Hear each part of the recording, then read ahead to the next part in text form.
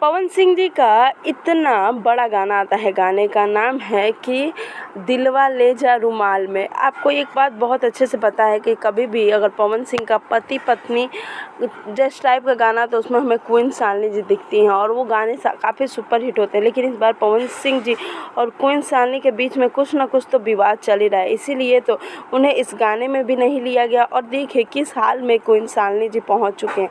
पवन सिंह के साथ कुछ महीने से उनका गाना नहीं आया और गाना ना आने के कारण लोग उन्हें पहचानना भी भूल गए हैं।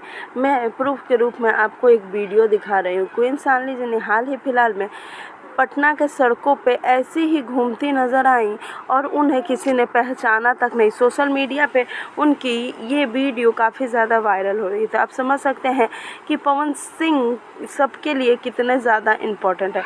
आपको क्या लगता है, आप मुझे कमेंट्स में ज़रूर बताइएगा। वीडियो को लाइक, चैनल को सब्सक्राइब करें।